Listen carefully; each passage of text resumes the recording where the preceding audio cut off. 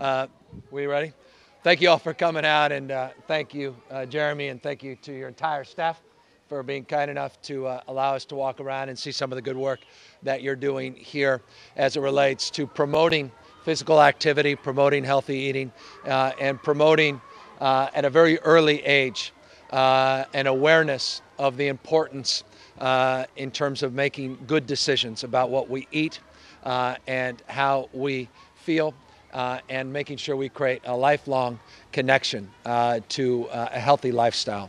The issue of obesity is self-evident and important. Everybody understands the extraordinary cost, not only human cost in terms of lives literally lost because of the consequences of obesity, but also the economic costs to the taxpayers, those that have no direct connection, that are paying the price of our inability to square and reconcile the issue of obesity. That's why in 2006 here in San Francisco, we initiated a program called Shape Up SF. We're very proud of that program. It's been recognized all over the country as one of the model programs for any city, large or small. In fact, the Robert Wood Johnson Foundation just a year and a half ago recognized the work that was done through our team at Shape Up San Francisco as the country's best practice. I'm proud of it because it's a comprehensive strategy. It's a strategy that incorporates physical activity and walking challenges. It incorporates strategies to provide options and alternatives. The options you saw here in the cafeteria were an example of that. We, as a city, have funded salad bars in 50 of our elementary and middle schools, and we're hoping to provide more resources in the upcoming year to provide alternatives to the traditional meals that many people receive in our public schools. I don't know many cities that are funding salad bars. At first, people, by the way, mocked it a bit. They said, boy, these kids are never going to get excited about salad bars, but I think you saw for yourself these kids out there actually eating broccoli. George Bush Sr., eat your heart out. If you recall his disdain for broccoli. He had to backtrack the next day because the broccoli farmers were angry. But kids are truly enthusiastic about eating broccoli, and they're enthusiastic about eating something a little different than just your typical burrito or the pizza or whatever we may throw at them in our public schools. We have also initiated a real effort, a very deliberative effort to become sugar savvy, to think a little differently about what we drink. We have a program, even my wife has gone out promoting it, called Drink Water, Said the Otter. And a soda-free summer program to encourage people not to drink calorically sweetened beverages.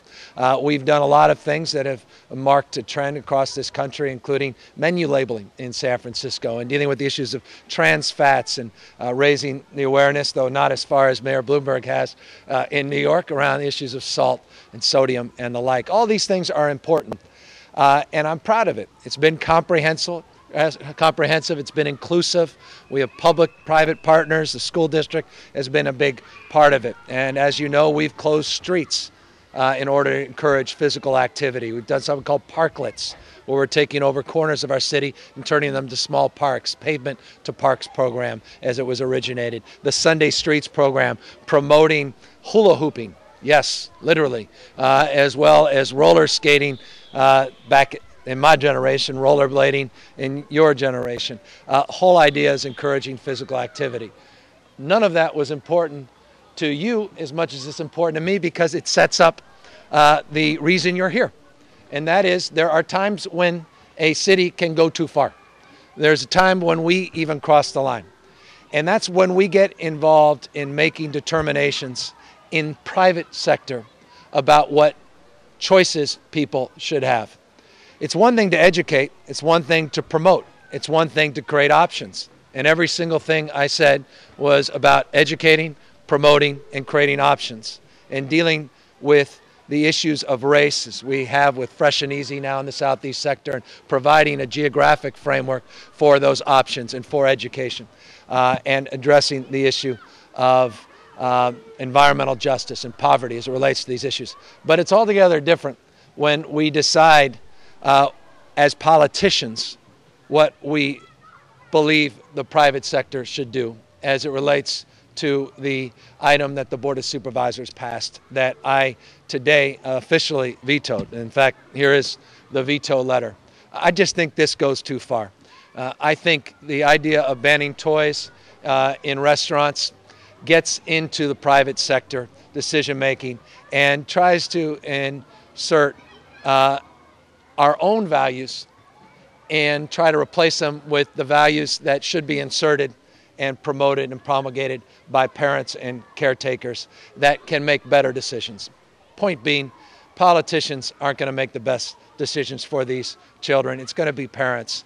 The government should be in the business, again, of educating, promoting, and creating a framework of alternatives, but not dictating and prescribing exactly how you can provide a meal and what you can't provide if you provide that meal.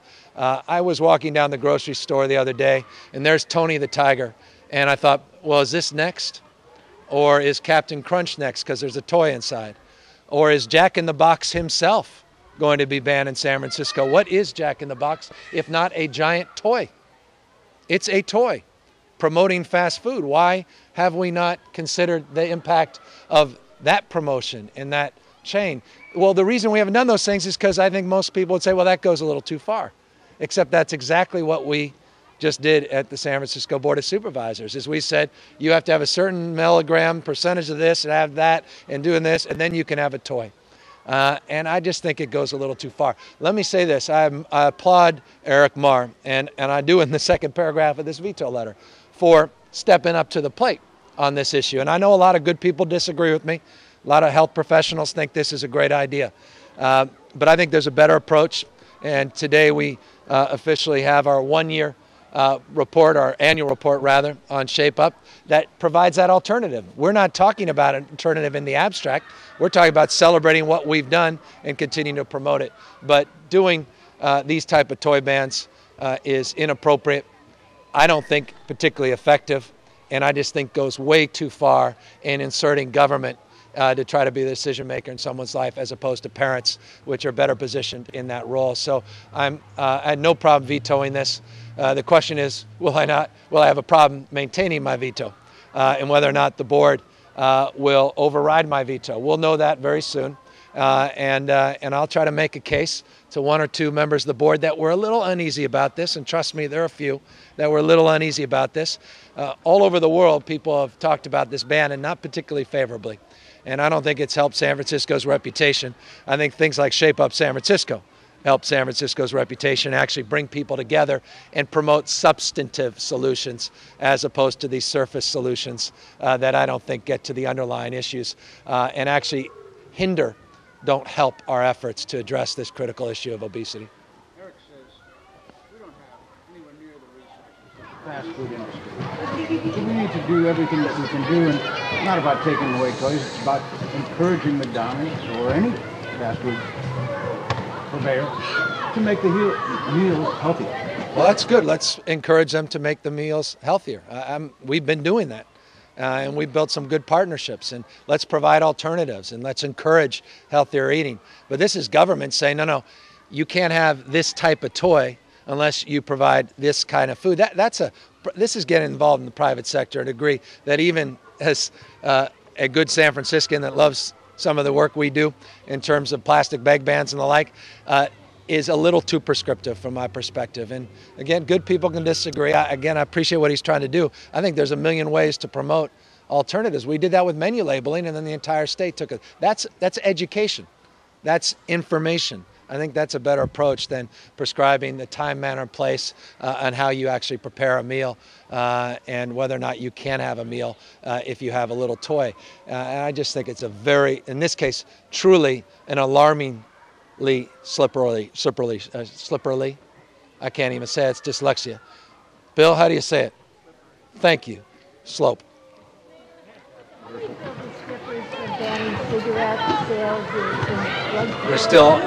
There are all kinds of alternatives, and there are all kinds of all their venues to access. And we have strong opinions about pharmacies and what pharmacies should be promoting and what they claim to promote. Again, I just think this goes too far. I just think this hurts our substantive efforts in terms of health promotion and wellness and the work that we've been recognized for all over the country. And there's a reason there's not a TV station in this country that hasn't candidly been mocking us. And I understand why, and I'm a little concerned about that because, again, it gets in the way of the really good work this city has done, Eric Marr included, who's been fabulous on this. And I just wish we didn't go this far in this case. How many votes does it take? Takes one more than we've got at the moment. But you never know. But I'm not naive. I think I've had one other veto that they overrode on principle. Sometimes even if they're going to outride you on principle, I cannot support this. And again, I mean, why not? I'm not being figurative. I mean, why not Cracker Jack ban? I mean, why not?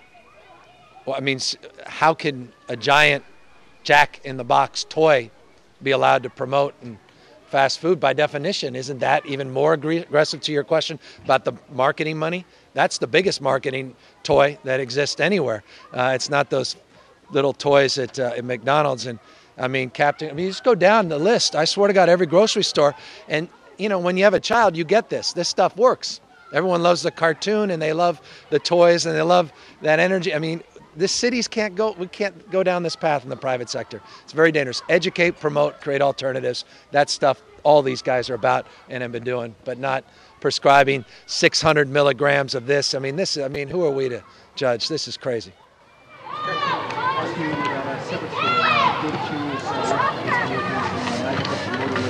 Yeah. Well, I support it. It's very similar to the one I introduced with Supervisor Maxwell a year ago.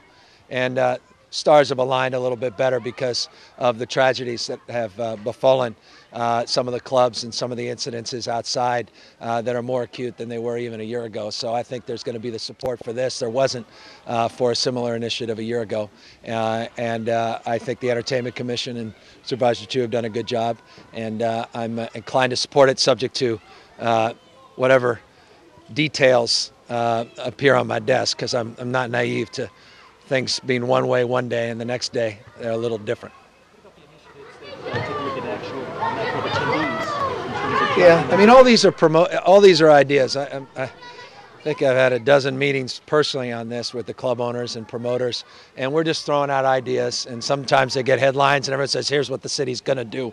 We're not necessarily there. We just want to get a sense from people. I'm worried about people's civil liberties. I'm concerned that people can share these lists. How do you make sure these lists are not shared?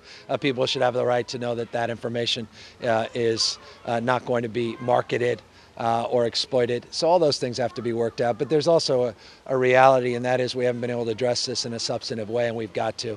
You had an incident during the World Series right in my neighborhood near some of the businesses I started, and I had some of folks down there telling me it's inevitable, it's going to happen there, and boy, it happened, and just once again reinforces we have to be aggressive. And I told the promoters this and the club owners, we don't want to be too prescriptive, because it's, there are the vast majority of people do the right thing and are promoting safe venues, but there are a few bad apples and they're destroying this whole industry, and we can't let that continue. And I think most of them get it, but they just don't want us to go too far, and so we'll be sensitive to their concerns.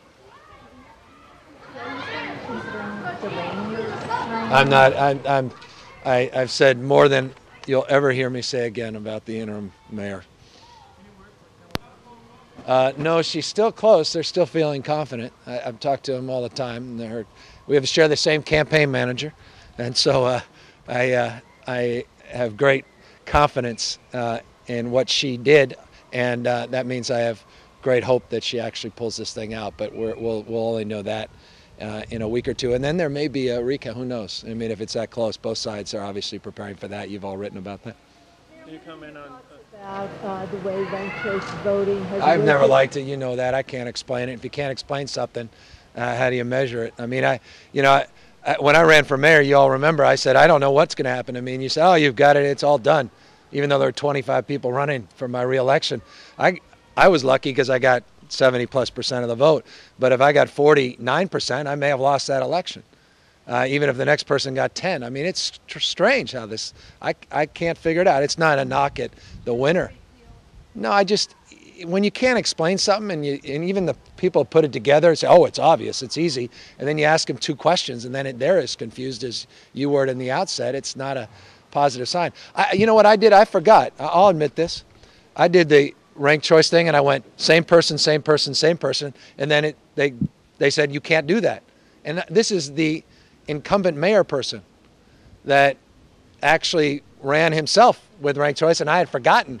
And half of them are ranked choice on the ballot and half weren't. And I'm thinking, well, why aren't the judges ranked choice? And why aren't the state folks ranked choice? And, you know, can I do 1-1-1? Can't. If I only do one, does that hurt the candidate? Can I do a second choice or third? Or should I do a third? That's not what democracy, it's just make it easy and more transparent. And we're making it a little harder and less transparent. Oh, you think, Barbara, there are not people working on that right now? Trust me, they're all calling. I'm open to it. I was open to a legal challenge, and that was processed unsuccessfully. But, you know, and it's not just because of Oakland. I think even these local supervisor races, people are wondering what the heck is happening here. And it is a little confusing. And I don't know that that's a good thing in an election. I think you should make it less confusing.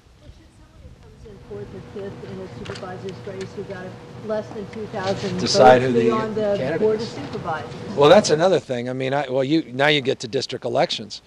I mean, when I first ran for supervisor, it took me 110,000 votes to get elected, and that gave me a sense of responsibility in the entire city. Now you can get just 2,000 votes for the same job. Except I used to get paid 30 grand. Now they get paid 100. It's something I've always been concerned about as well.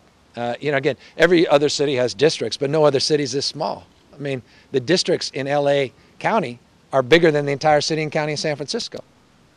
So we all talk about districts. I mean, this is a city of neighborhoods, but when we were citywide, we were connected to all the neighborhoods. You had 11 supervisors when there was a homicide in Bayview. Now you have 1. It's not that we're all not concerned about it, but it's very different. I mean, and so I don't know that it's really proven itself, district elections. I think there's more of an ideological reason to support it, but I'm not sure the city has been advanced. So you add IRV and district elections, and then you get real confusion because you have someone elected with a couple thousand votes. Don't get me wrong, I was pretty pleased with the election. So actually I'm happy some of the candidates pulled this out, so I should be promoting all this.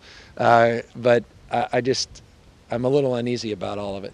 And I actually have, I think I told you guys this, I've drafted legislation on both. It's sitting on my desk or in a file below my desk right now, and I'll hand it to someone if they want to carry it to go in a different way. I have 2 options of changing the district formula, and there was old file on RV that we just dusted off because these questions of concern that we raised a number of years ago when we were concerned about it are now coming home to roost. And this could dramatically change the mayor's race next year in San Francisco and dramatically change the face of politics, not just in the East Bay, but here in a way that I think may be unintended. Do you want the new board to be the one that gets Well, no, what I've said, and I hate to say it again because I promised myself not to talk about this. Don't, sir. Then I'm not. Look at that. I've said enough on it. I mean, you know what, the city is going to be fine no matter who's the interim, and it will be, and I think it will work itself out. It seems to be working. I honestly think it's working itself out right now. Can you comment on leaving you? No, I can't. I mean, I could, but I'm not.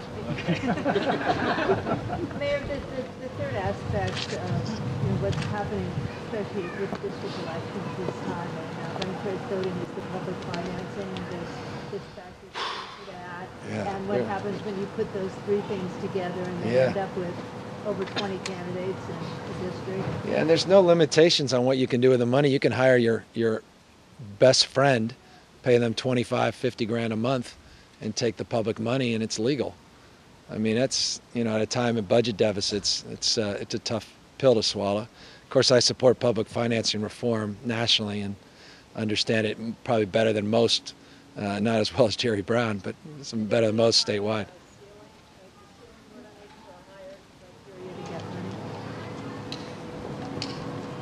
I don't know. Let's see how it fleshes out. We haven't seen that kind of utilization of it in the past, and we'll see. I mean, you saw some supervisors actually use it I'm not. You know what? This is all just. You've got better. I'm the guy that's leaving. You talk to the people coming in. They have more to say on this. Not yet. I know. Come on. I'm just gonna get in trouble. I want friends. I don't need any enemies. So yeah. You know, Go sign some more shirts. I hate having opinions.